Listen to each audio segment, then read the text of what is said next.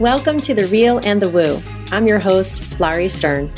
Join me as I invite experts and friends to discuss a range of topics, from the factual and practical to the mystical and magical. Consider this your virtual happy hour filled with lively, authentic, and meaningful conversations meant to inform, inspire, and ignite your curiosity. Whether you are very real or super woo, this podcast is just for you.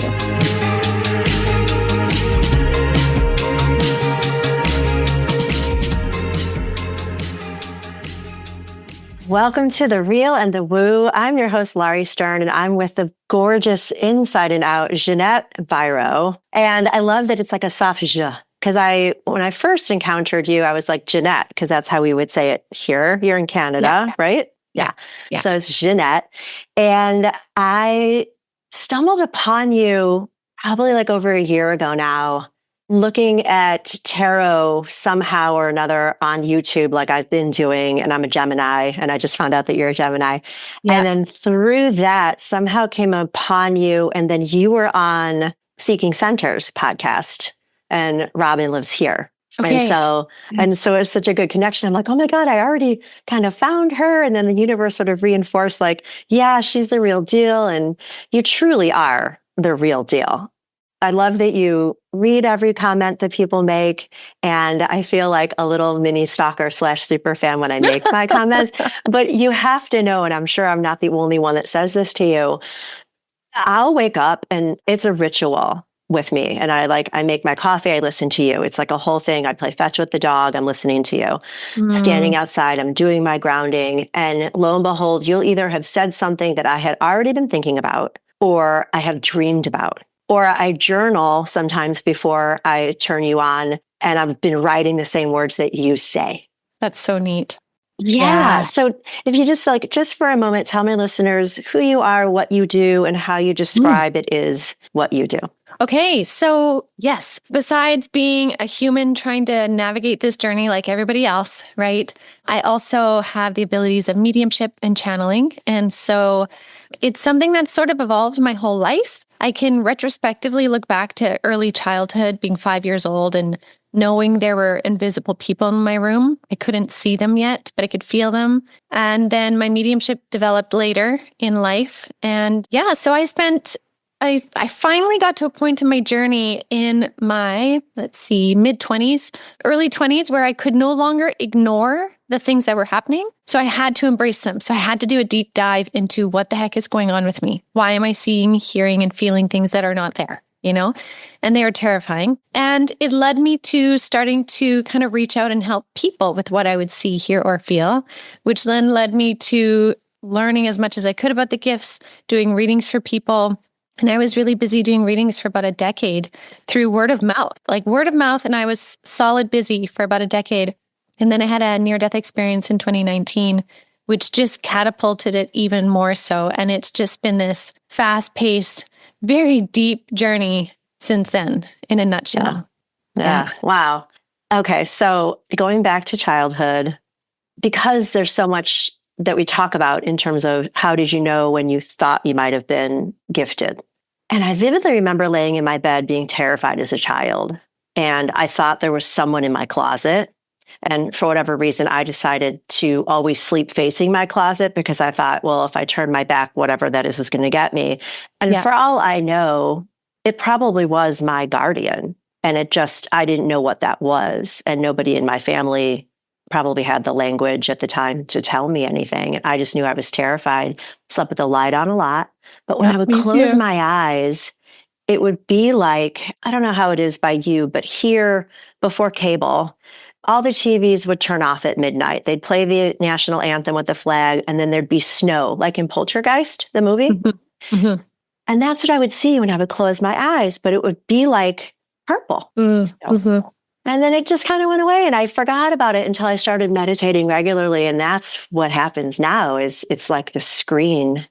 Yeah. So when you were starting to notice you had your abilities, how were you supported in that journey? Or did you have people in your life that could speak that language and support you? No, I didn't. It was a very lonely journey. And It was a very confusing time. So like it started to get a lot stronger when I was about 17. And I remember at this time though, like I had no concept of what I was dealing with. So I remember thinking I must be losing my mind. I must be crazy. It triggered tons of anxiety, which I then had to learn to deal with. But little did I know that learning how to learn my own mind and master my own mind to move through anxiety would be the key to allowing me to open to spirit, so I would know what's mine, what's not, right? So although that was one of the hardest times, it was also the platform for understanding everything else. And so, I mean, sometimes I would share things with my family, but there was nobody in my family that was like, that grandmother that talked to spirits or the wise one that did this. There wasn't really that. And I can't fault my family for that either. Like they did what they could do with what they knew. So I really kind of just kept it to myself for a long time and just tried to deal. And then it was, again, when I was kind of like even in university, I remember I'd be looking at the professors speaking, or even in high school, and they would be glowing. And I remember thinking like, oh my gosh, what's wrong with my eyes? I got glasses, all the things. I didn't know I was seeing their auras. Yeah. And so when I first started sharing this with my family, and then even my husband's family and those around, they didn't really know what to do with it. Like, it was kind of just this, like, I'm a medium. It's like, okay. And then it's just like blank, right? What does that mean? Yeah. Yeah. And like, I think are you reading my mind? Yeah. And that's a good point. So some people would be afraid I could read their mind, right? So they didn't want to look at me in the eyes. I remember that one. But they didn't really understand it. And it really took a couple years of them seeing what I was doing, hearing stories of what I was doing, like time spent doing and then time spent observing on their part, for them to be able to come around and understand it better, to the point where now it's very free-flowing what I do. And it's great. I think like the evolution of it has also helped teach everyone around me simply by observing it, right? And open their minds. So like it's been a journey, but it's also been amazingly beautiful, but also very deep, right? As everyone watching knows, when you're on a spiritual journey, you're going to go deep. Yeah. If you're willing to do that work. I was just writing a whole blog post I'm going to put up kind of in that way of be prepared for this journey. And if you're not, my whole tagline is you matter. And Absolutely. I say it at the end of my newsletters, and I say it whenever I can in my posts. And if I could just make that my platform, which someday I will, and I'm doing it now, just to say you matter, is you have to start there. Because if you don't feel that you do, then when you're awakening or you're being you're in a family that has doubts, or a very religious family. We hear about this all the time where, the devil's talking to you kind of thing. If you don't have a sense of yourself, then you're not going to be able to stay on the path. And it's not a smooth road. And there's lots of beautiful vistas and really deep valleys, bumps and potholes along the way. And my gateway drug, if you will, into this whole experience now has been yoga. And so without that, I wouldn't have really been able to develop the way that I'm doing now, because then it's all about chakras with me. But I know you're a singer too, and I want to get to that. But also, like, when I sing and when we dance and when we just like honor our joy, it's more open to coming through. Yeah, absolutely. So after the fact, after you sort of came out to your family, did you then find out, well, Grandma Ethel was always psychic, or so-and-so in our family has always been. So did you find out more about your lineage? Yeah. So again, there wasn't anyone in the lineage that I know of still that was like significantly like a psychic or known that way. But I did, like, people started to talk a little bit about their strong intuitive sense. Right. So there are a couple people that I had chatted with in my family and extended family that were like, I've always had this ability of prophecy and like knowing something was going to happen, or I would dream things would happen. Or so like I realized there's a bunch of us that are actually much more intuitive than we were ever given any insight about. And so I think that's really neat, right? Like how it kind of comes to the surface. And also what it actually showed me is when we start to be able to open up the conversation about extrasensory perception, gifts and abilities, we actually realize that every single person has access, conscious access to at least one. right? Everybody's had a something, and it just really kind of normalizes the conversation about it. And so I really like that that's kind of where we're at. Yeah. I don't know if it was you that said it, you probably did, or somebody else that I also respect a lot. And sort of like when one opens, it sort of gives permission to other Claires to come online. And not everybody's meant to have all the Claires firing it all the time.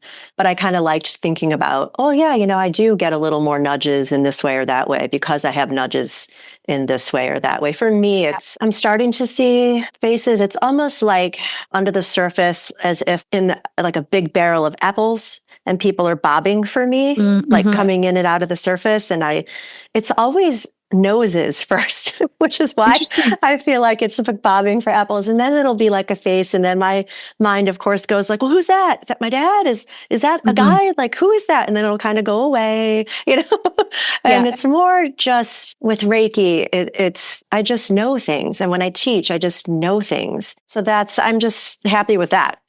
But of course, I want to talk to my mom who's on the other side, and my dad and my grandma. And it's funny because before my mom passed, I had a dream. And it's always like this dark tunnels and stairways and ladders and whatever. And I'm going through this house and she's there. And something came up and I said something about being intuitive. Are you intuitive? This is before she died. And she said, you have no idea and you'll find out how much. Right. And it wasn't like in a threatening way, but I was like, wow, how come I never knew this? You know? And then in readings I've had with people, my grandma comes through a lot. And I wish as a child, when she was alive, I could have asked her questions and maybe she would have been able to tell me, don't tell anyone, but, Yeah. I find it interesting how many souls on the other side talk about their hidden gifts and abilities once they've crossed over, of how they're like, I knew I was psychic or I was very clairvoyant, but I never told anybody. It's so interesting to see that and how much they want to encourage people now to not hold that back. Yeah. And so like your platform does that. I wanted to ask you, so you came online with all of this stuff. When did you then start using tarot in the way that you're doing now? So that's a great question, because I didn't learn my mediumship. I didn't start by using tarot cards. I kind of fell upon oracle and tarot cards a little bit later on in my journey, but it was actually my guides that encouraged me to get online and start sharing tarot and oracle readings. And they said, because this is what it's going to do. They're like, every day you can bring a message for the collective through the tarot and oracle. They can see what they need to see in the images and they can pull what they need to pull from the message. And you can share your joy of doing this, which you're doing for yourself every day. So share it with the collective. And I was like, oh, okay, that's a good idea. And then they're like, don't worry, we'll come through and we'll give you lots of insight too. But just, why don't you do it? And I was like, that's a great idea. And so literally that's how the daily card reading started. It wasn't because I was like, I want to be a tarot reader online. Because honestly, if I do readings with people, I don't use cards. I just tune in. I've always just tuned in, and that there's nothing against cards. Obviously, if you watch my card readings, I love them. But that's not how I tune in. I guess now in my card readings, I always tune in to spirit first and get a message and insight. Like that's what I normally do. And the cards just add tangible color for people to pull from, because we all interpret different things and it gives more. So it's been a really neat evolution. It was totally spirit-led. Yeah. And your cards are beautiful, by the way. And I love that you incorporate other decks. I love the holographic tarot, which is like, my regular Rider-Waite, but like on rainbow steroids. I love it. Totally. And so Avalon Spirit, how did that come up in terms of today, my podcast is out with a woman and we talked about Avalon, like where it's located. So does it connect? Like how did that happen? Yeah, so this is really neat. So I wrote about it in my book. So I'm going to condense this part of the story. Okay. A week before my near-death experience, which happened during a surgery, I was really not well, but we ended up going on this camping trip anyways, because I didn't want the kids to miss out, right? And I was like, I'll just hang back when you guys are doing stuff. I'll nap a lot. Don't worry about it. So at one point they were all out and I was having a nap in the tent and I kind of fell asleep, and then this massive gust of wind, and we were in the trees, right? So we weren't on a windy peninsula for this kind of wind, but this massive wind blew through the tent and woke me up. And Spirit said, you need to remember what was to be Avalon is now Aurora. And I was like, what? Oh, They're like, what was to be Avalon is now Aurora. And I was like, what does that mean? They're like, just make sure you don't forget. Don't forget that. And I'm like, okay, yeah. And I'm trying to fall asleep again. They're like, don't forget it. I'm like, I won't, right? So the next day, again, it was just pinging in my mind. What was to be Avalon is now Aurora. And they explained to me that Avalon was where my soul was going to be going, the afterlife, the other side. My soul was prepping to cross over if that's what I chose. And I didn't know at this point I was leading up to an NDE. I knew I was having a surgery, but it was a routine surgery. It was a uterine ablation or to help my cycles, right? So I wouldn't hemorrhage. And so what was to be Avalon, the other side, was now Aurora. And I was like, what was Aurora? And the auroras, they explained to me, when we see the Aurora Borealis, they're like, that's an energy of change making itself known in physical form on your planet. So like when we get major solar flares, which are consciousness coming to our planet, we can see the validity of it when we see the northern and southern lights, right? When we see the Aurora Borealis dancing, that's that energy of change coming from the cosmos. And so they said to me, it represented a change on this planet. And so I was like, okay. And so essentially then I had my near-death experience and they had asked if I wanted to stay or come back. And I wanted to come back. And one of the deals I made with them, and I say it was a deal or an agreement, but it wasn't in a negative, like you must do this, but they were like, if you're going to go back, which is totally fine, you need to step up in what you do. You need to not just hang back by keeping busy by word of mouth. Like you have a lot to share and we can share a lot of info through you. So step up. And so at that time, I had already met Lois, my business partner at Avalon Spirit. And we had met through actually DNA stuff because I was a kinesiologist before and studying DNA. And anyways, long story short, she said, one day I would like to start a spiritual company. I was like, I would love to do that too. And it was just this far out thought. And then after my NDE, we just both knew it was time. And we knew it was Avalon Spirit. It was the understandings from the other side, all the wisdom. And within 6 months of my NDE, we'd started Avalon Spirit. I'd started the podcast. I started the YouTube channel. We started the Facebook group that everything flew to this crescendo point of like a next level beginning. And so that's where Avalon came from. Yeah. I love it. That's great. I remember hearing you describe that in kibbles and bits when I see you every day.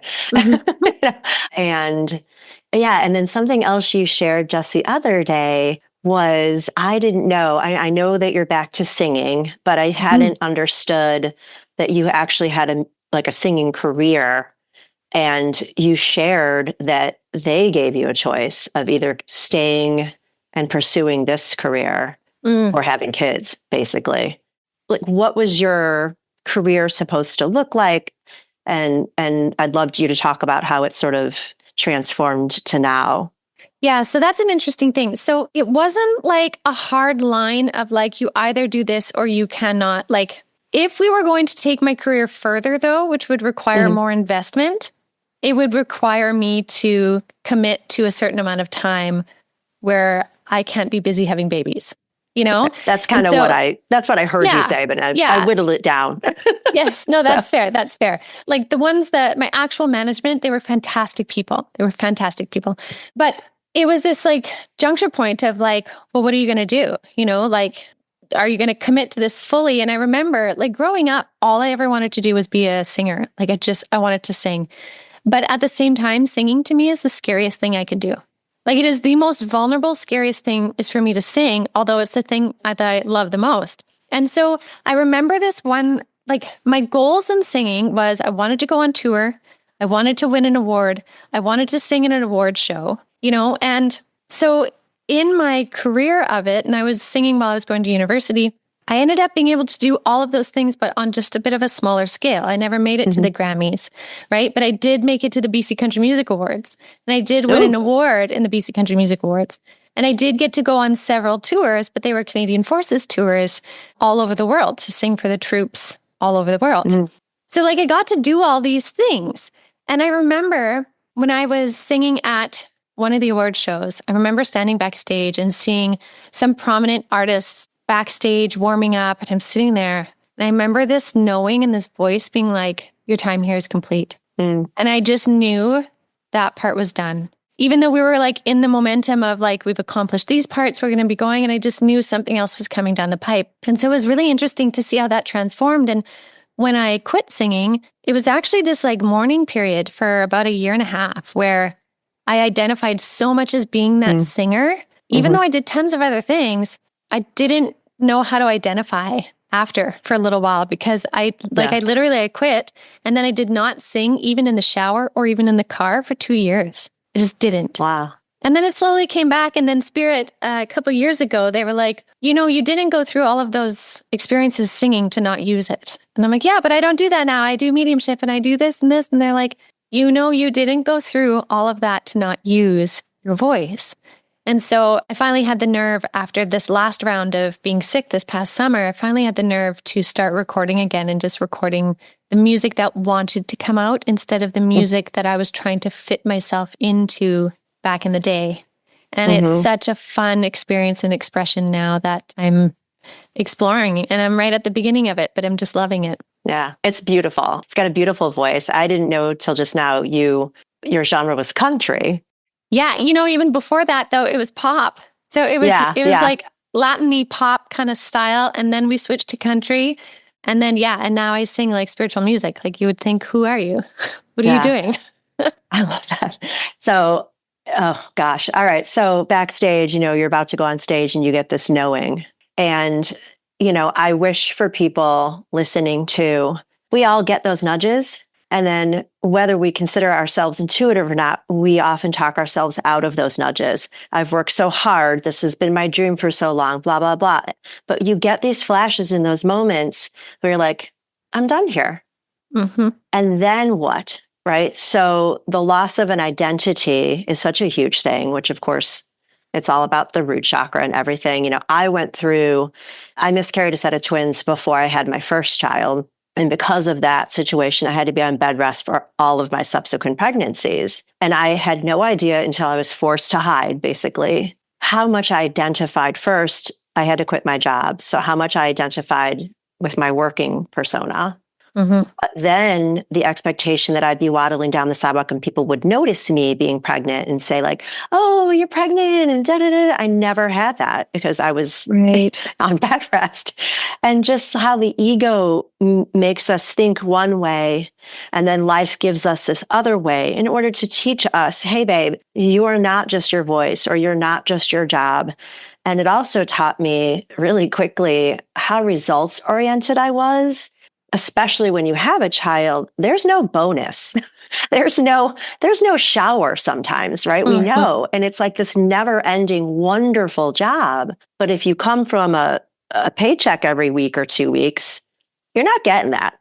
So how you identify a good job completely changes, right? And so I digressed from there. But yeah, I just wanted to offer that when we get those glimmers of the download or the flash of inspiration, to remember it and honor that you are yourself really smart at a default. And it's only our doubt that creeps in or society that says you can't possibly change careers right now. So that's amazing that you were able to do that. Yeah. And in terms of your career, you've got your Spirit Coffee Talk with 2 other women. And I now listen to Linda Richmond's sound bowls and some of her tarot. Lisa, sorry. Yeah. Linda Richmond, I keep saying that. I think that's either a character on I TV here or like some actress. Anyway, and then the other woman I don't know very well. Are they all in your area? No, actually, Lisa lives in Saskatchewan in Canada and Elise lives in Alberta, but they are dear friends of mine and they all work within Avalon Spirit as well. And we just knew we wanted to come together and chat Spirit once a week and just share. Yeah, so it's a lot of fun. It's a great conversation. It's so much fun too. And then, a lot of no surprise things that have been coming up and what I'm hearing just with your stuff, the polarities that are happening. And, we've got like the 3D, 5D, and we often hear it 3D versus 5D. And then, people who are afraid of change are going to be afraid of change. And then that gives us the choice also. And so we're always sort of straddling, to me, the choice, the choice, the choice, the choice. And what I'm finding is when I choose not to stay in someone else's fear and rise my vibration above that, not in a way that's egotistical. It's just, I really can't go low. Like, what would it serve, first of all? But I'm so clear on my role is to stay in a way that hopefully will encourage and inspire people to come up. But the people that either don't know how to or don't want to are so angry, I find, with my lack of getting in their fight with them anymore, that they don't know what to do with it. So they're like, well, I just can't talk to you anymore because you just don't get me. I get you. I just don't agree that I have to be like you and stay in that darkness and stay in that fear. So are you finding that more and more in comments people are making to you or in your work with clients at all, and how to navigate that? I know you've been talking a lot about it. Mm-hmm. That's a great question. I think it's really valid for where we're at right now too. I think it's a couple things, to be honest. I think one thing is people are so exhausted, right? All across the board, even those that are kind of holding the light, if we want to call it that. There's an exhaustion that's happening because of the magnitude of changes we're going through right now on every single level, right? So if you take someone who's kind of bouncing up and down from, say, the really low frequency to the higher frequency, but they're bouncing and they're trying to hold to the higher frequency, but they haven't finished dealing with whatever is below, pulling them down. At the point of exhaustion, they just want understanding.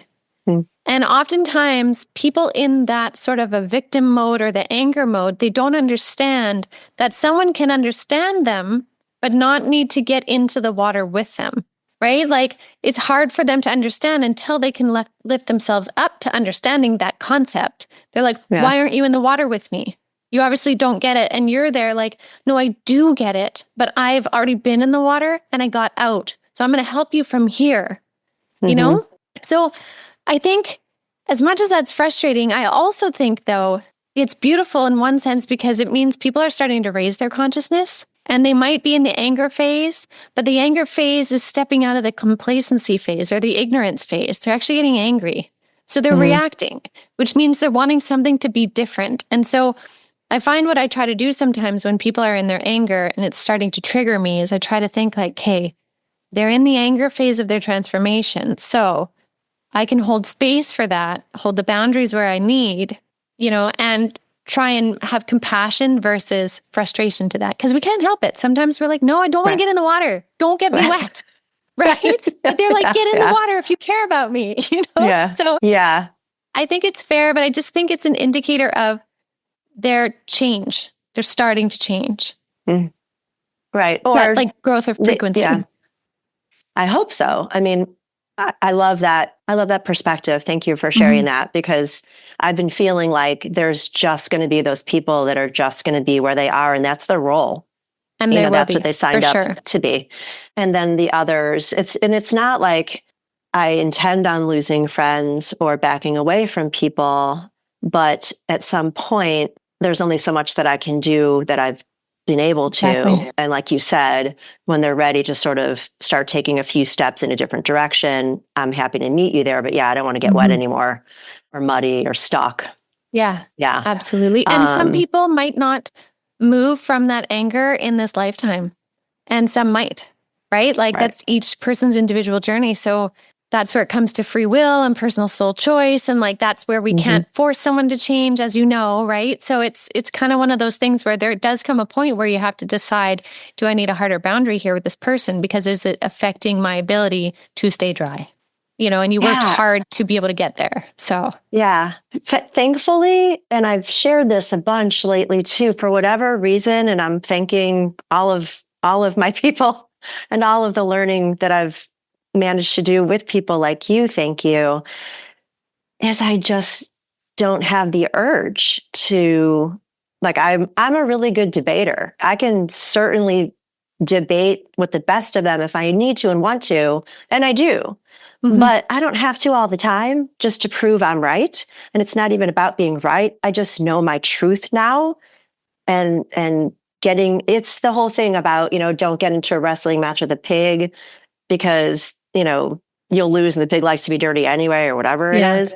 Yeah. And so I just don't choose to wrestle in the mud. And it really makes people upset because they're so used to that part of me, I guess. And they're like, what happened to the Larry I knew who would stand on a soapbox? And I do plenty. It's one of the reasons I have this podcast. It's just a different kind of box.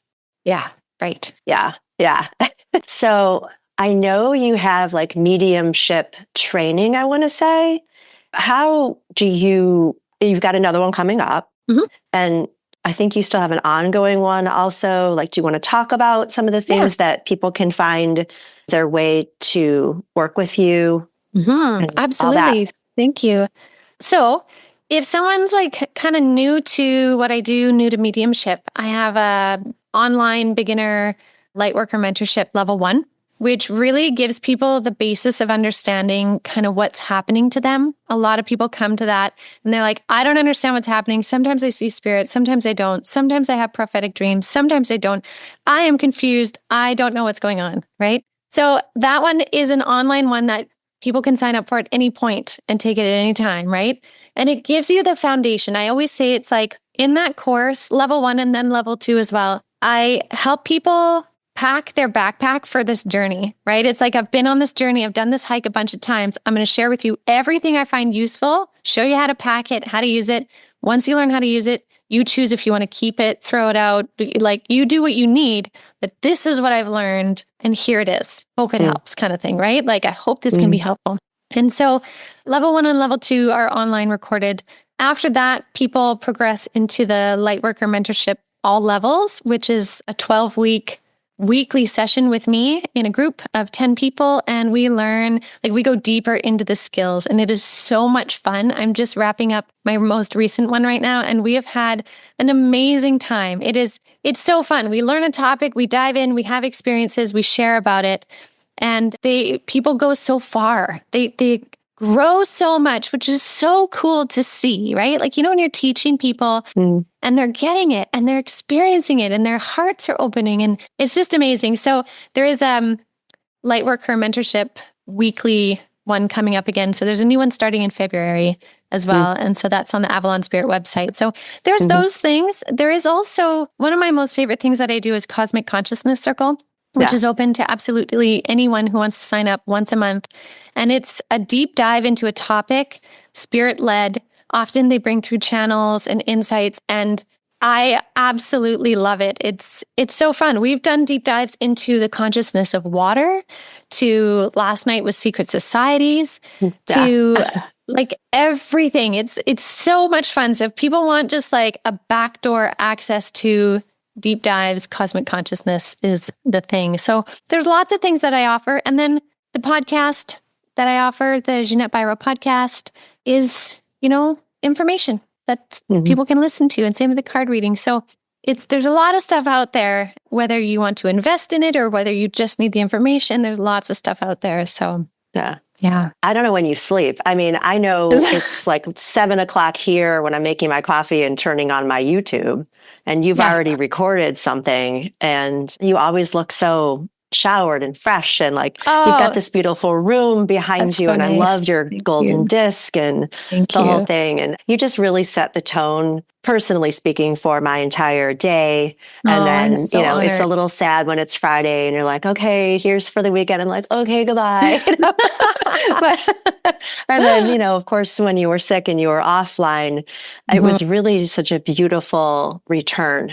You were so open about your journey and about your abilities and your inabilities at the time. And it was just such a great sort of thing to witness just from this side, because I know you somewhat, but I don't know you. And so I just felt like you really gave of your heart and of yourself in ways you didn't necessarily have to, but I can't imagine any other way with you.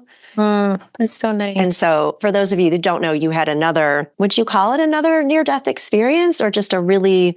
No, I had another surgery, but this surgery, I had an epic spiritual experience in it, but it wasn't a near-death experience. At no point did I have the option to cross over and come back, but they took me on this amazing journey of understanding deeper things again. So yeah, it was Yeah. really neat. But yeah, really, it was a really tough time. So I appreciate you saying that, because Mm-hmm. it was like kind of walking through the forest in the dark for several months there. And it's nice to be on this side of it now. And I just have so much more gratitude for life, even. Yeah, it was a lot. Yeah. Yeah, it was. And I know you've got kids and you've got a life and a husband, and the description that you had, of course, of their care for you and all of that. Was it hard at all for you to come back online, no matter how long it took? Like, did your family appreciate what you do as your job? And do they mind sharing you with all of us from time to time?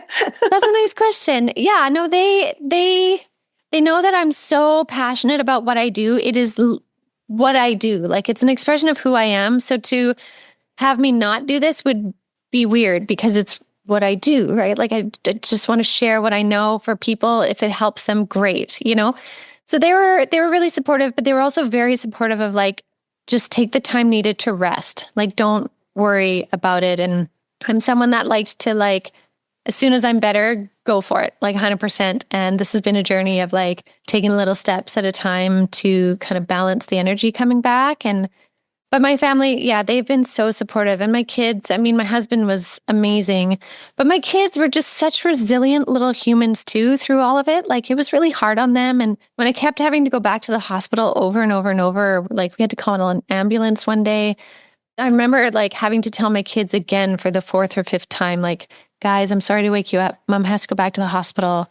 And, like, my daughter would just wake up crying, like, Mommy, why aren't you better? Like, it'll make me tear up. Yeah. But to be able to then be on this side, because I remember I kept saying to them, I'm like, don't worry, we're going to get to a day where we're going to look back at today, of how hard today was. And we're going to be in that day where, like, how much better I am, right? And it'll be an amazing moment. And we've had those moments now where we're like, remember when we had to call the ambulance? And then look how much better I am now. And so they've been able to witness, like, healing and support, and it grew their hearts so much too. So again, like, as hard as it was, it's also been this beautiful bonding experience for my family, one I don't really hope to repeat in the same way again either. So, yeah. So, thank you for sharing that. I'm giggling because I'm going to ask a question I don't think I've ever asked anyone like you. And like you, I mean like a medium. Couldn't you have predicted this was going to happen? Like, I know, right? Did you get no warning? And, like, you couldn't have told your kids, listen, I'm going to get really sick, but everything is going to be fine. So it's like, people think we know this kind of stuff, but we're humans going through the experience as well. So did you ever have that conversation with your guys? Like, guys, come on, like, how come you didn't warn me here? Yeah. So this has been such a neat experience in that. So couple things. When I had my near-death experience in 2019, I had the opportunity during that experience to look over my life blueprint up until, like, from when I was born to where we were in that moment on the other side. And then the remaining part of my blueprint, if I was going to come back. And when I agreed I was going to come back, they told me that I could replace some different juncture points in my blueprint, meaning, like, those soul destiny points, like lessons we want to learn as a soul. And so I remember changing it out, and it looked like pulling out fuses in a fuse box and putting in different colored ones. And they said, you're not going to remember the other ones, but you'll remember the first one. And they're like, you'll remember the other ones once they happen. And I was like, okay. And the first one was that I wouldn't be chronically ill anymore. And because I would get everything before. I would get every cold, every flu, all the time. And I remember taking the first one out and being like, are you sure this is how it works? Like, I literally can put this down and pick up this one and plug it in. They're like, yeah. So cool. And oh my God. It took me about 1.5 years to realize, like, after my NDE, that it was legit. I was like, I haven't gotten every cold and every flu and everything. Like, oh my God, this is real. So when I had been talking with Spirit, like, is this surgery a good idea? Because I finally ended up having a hysterectomy, okay? Because the first surgery was great for a little bit, but we needed to do the hysterectomy. So they were like, yes, this is in your best interest to do this now. This is going to be very beneficial for you. This, all of these things. I'm like, okay, great. And Spirit was actually encouraging me to do this the year before. And I was like, well, I can't, because my daughter and I are doing a duo we're dancing, because we dance competitively, and we were actually getting the opportunity to compete together, which was just like the most beautiful thing ever. And I didn't want to give up that opportunity. And I still am glad I chose that. But what happens is that depleted my energy so much in that year that it put me at more of a deficit. So this surgery was a most likely plan in my blueprint. It would also give me different upgrades, which is a whole other story. But they said the severity of which I had to suffer was probably less if I would have listened to them and had the surgery the year before because of the toll I put on my body and my liver. And my liver was the biggest issue for me after. Yeah. And I was like, fair point. That's where we get that human free will piece of like, because I said, I'm like, should I not dance with my daughter this year? And they're like, well, it's your choice, but it's a bigger toll on your body. And I just figured I can handle it. Right. But I wasn't seeing all of it. So did I know it's coming retrospectively? I can understand the series of events. It didn't need to be as intense as it was, but I chose to do the dance, which to me is a core memory I would never give up on. Right. It's so valuable to me that we did.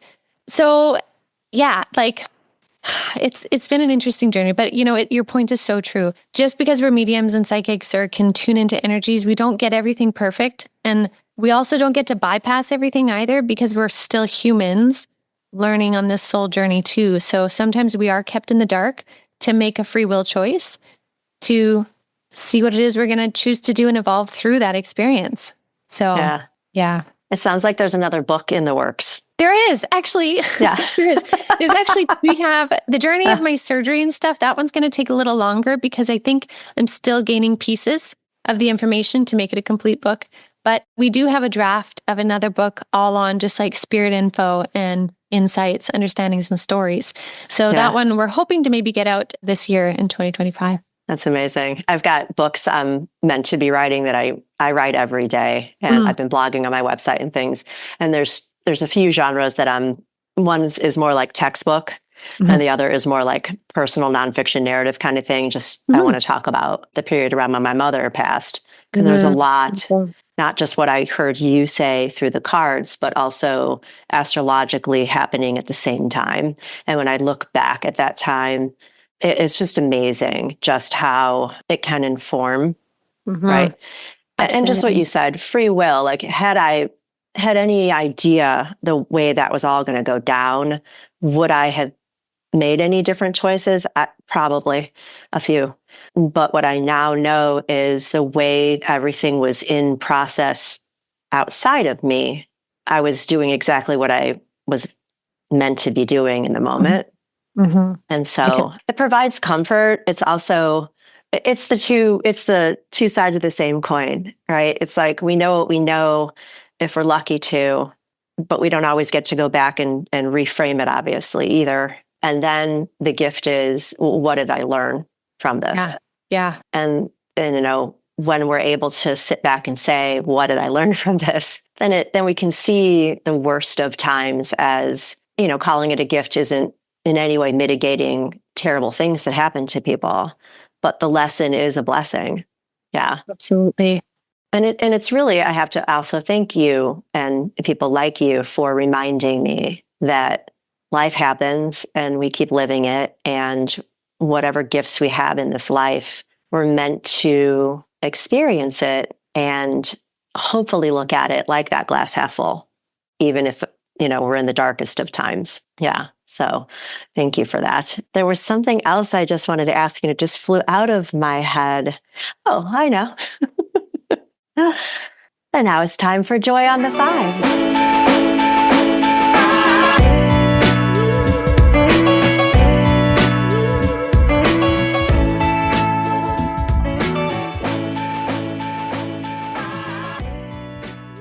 So, Ginette, I gave you some homework. This goes a couple of different ways on my show. Sometimes I just spring it on people.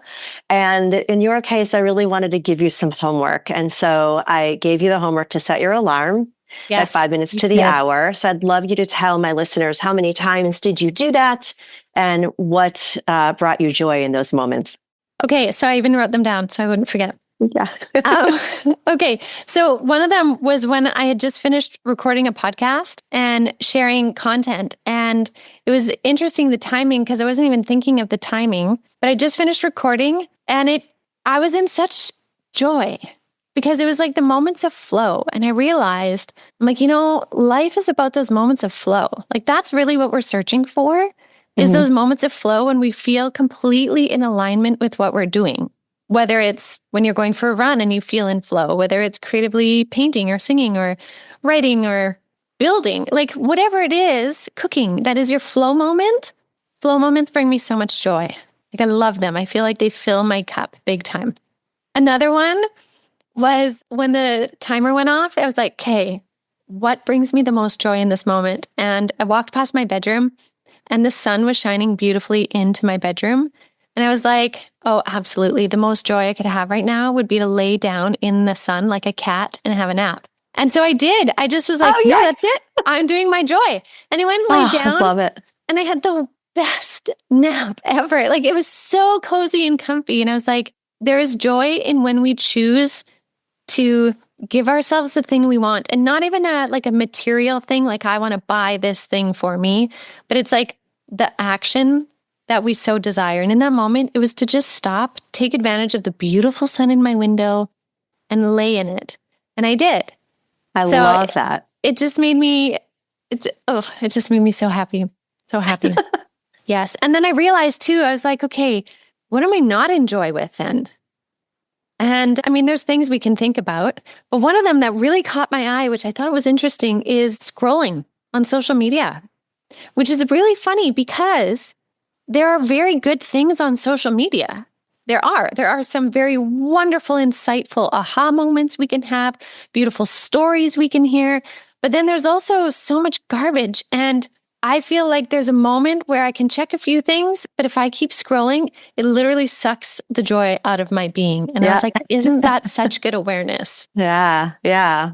Well, thank you for sharing. So you did it a couple of times. And I did a couple. Yeah. I'm so glad. Yeah. So my listeners know that my mission with part of my podcast is to bring more joy into people's lives. And when we make time for it, we get more of it.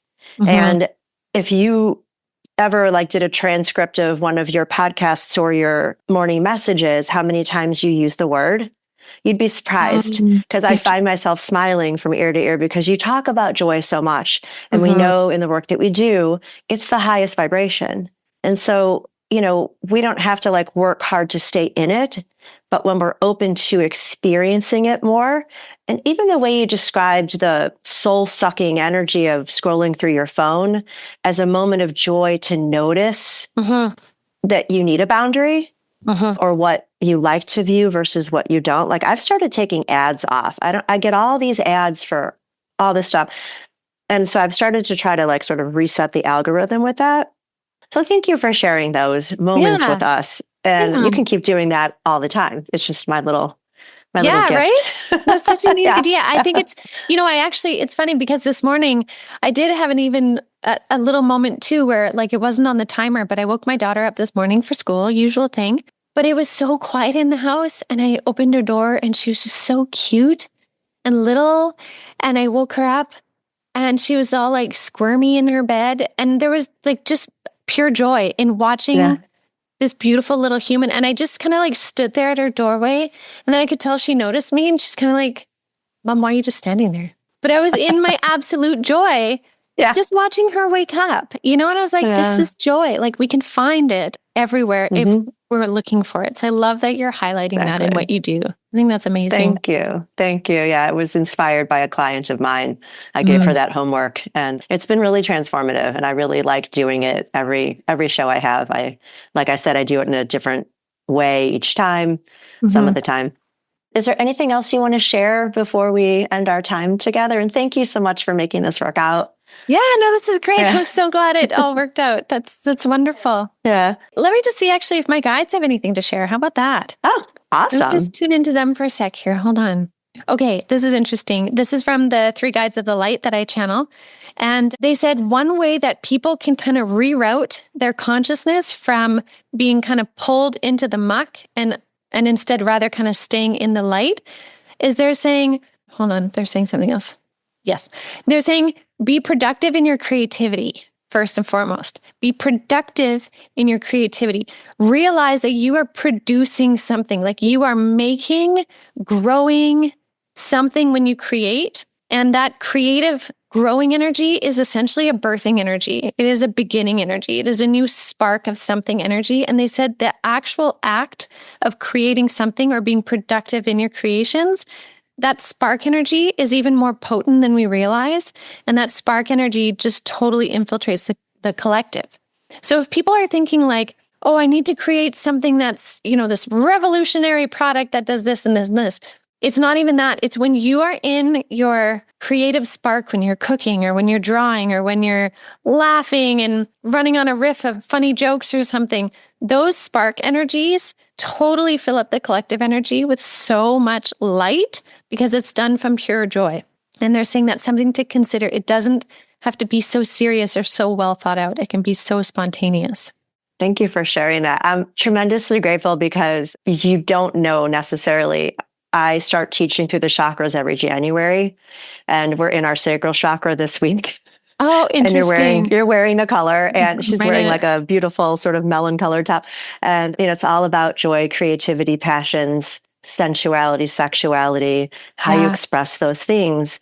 And the piece I'm writing, and I do get serious when I write, and so it's a nice reminder because I do get very serious, is just to hit send and just it's perfect as it is. It's I'm going to say what I want to say, and I can keep saying it in other ways, which I plan to.